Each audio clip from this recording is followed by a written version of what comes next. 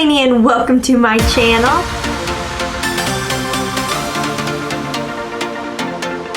How are you guys doing today? Leave it in the comment section down below. I love hearing from you. I hope your day is off to a great start.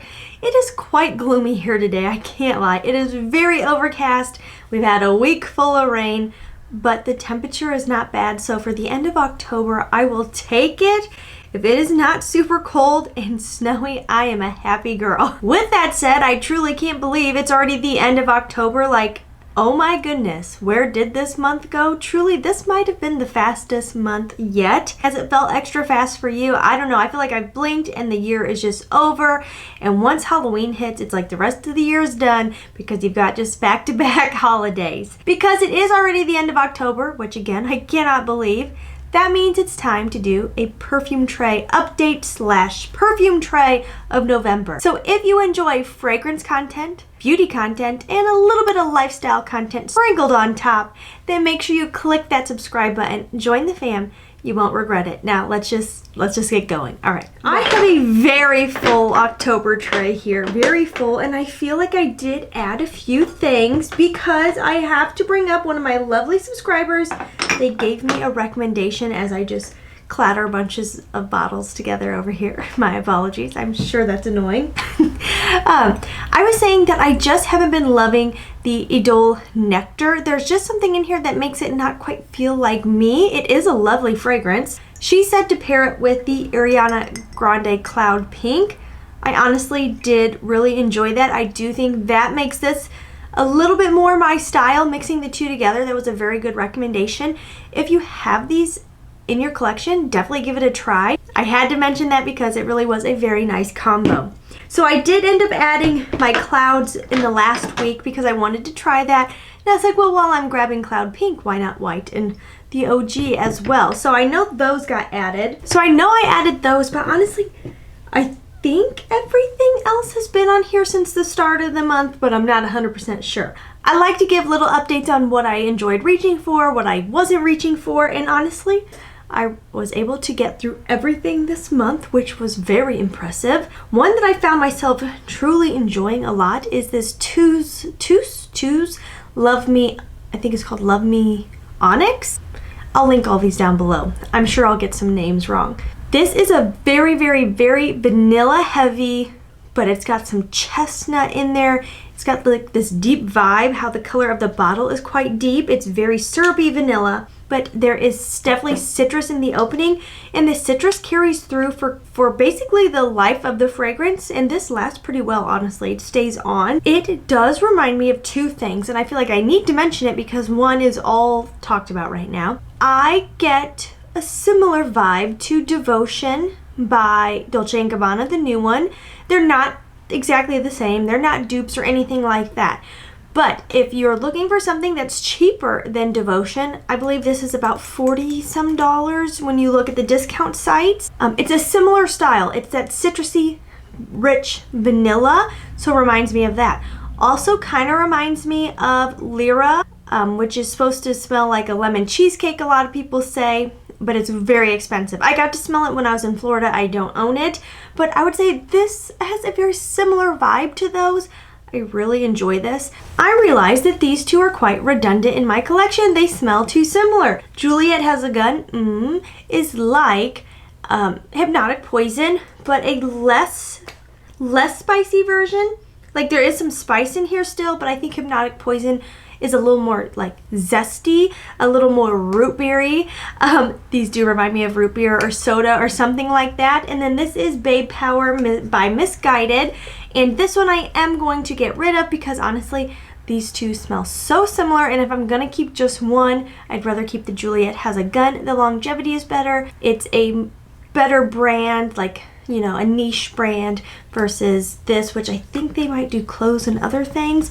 This was fairly cheap from JCPenney's. Some others that have really stood out in the month of October. Juliana's perfume. You guys, if you're looking for a really good dupe house, this company is really good.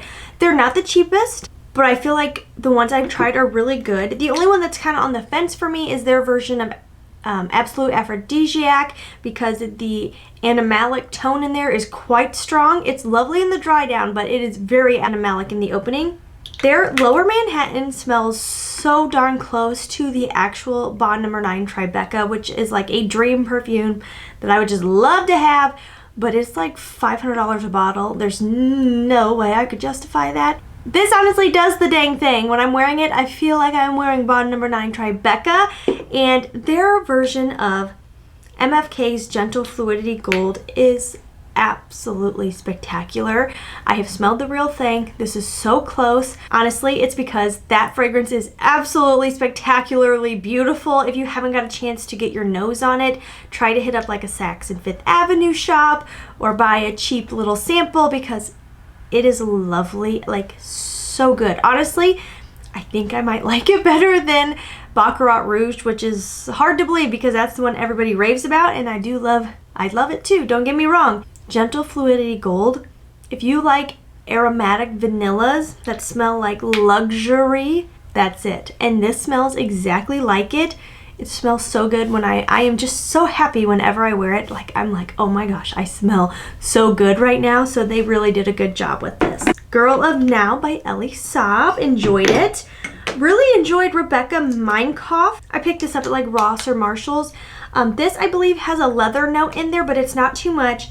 I'm not a big fan of leather. It's quite fresh, but like a grown, sophisticated fresh, not like soapy body wash fresh. I do find the lasting power on this one to be quite poor. The only one I didn't wear a lot, I did wear it, but not a lot, is my Fresh Cream Warm Cashmere. This is a recent purchase. It was on sale at Ulta. This fragrance, you guys, is so stunning. This is Elizabeth and James Nirvana Amethyst, which is discontinued. They got rid of their line. This was by Mary-Kate and Ashley Olsen. This is a stunning fragrance. I don't like the other ones. When I remember smelling them in the past, I did not like them, but this one, this is very tobacco, but sweet tobacco.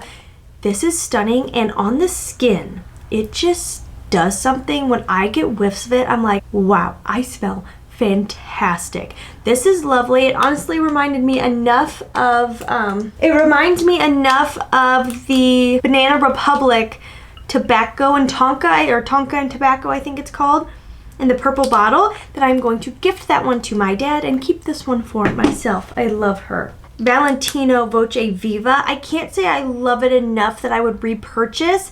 I love the packaging. I think it's beautiful. The scent is bourbon vanilla, very syrupy, very orange blossom. But it kind of, anyone else feel like a lot of the fragrances over the last like year and a half when it comes out from designers, they're all very like similar to this one. Like there's a lot of similarities going on. I think vanilla and orange blossom are real popular right now. I'm not saying I'm mad at it, but it's just like, this is like, I've smelled it so many times. But when you pair it with Invite Only, fall, sexy fall, that's what it is. It's full on sexy fall time when you are wearing these together. They work so well together. Guess Seductive Noir. It's supposed to smell like, or at least people claim it smells a lot like Mon Guerlain. I've never smelled that one, but this is like an aromatic vanilla. I really enjoy it. I think I might have added Sensual Instinct after my last video, but this I'm really falling for. I haven't worn her a lot, especially on her own. I've usually layered it, but the longer this sits, the better it gets. It is praline. It's like a very syrupy praline, coffee notes, rose. I've had this is Sensual Instinct. I have had Intense Cafe on my wish list for such a long time, but now I'm like, do I really need it? Is it going to be redundant because this has the same notes in it? They're done just a little bit different.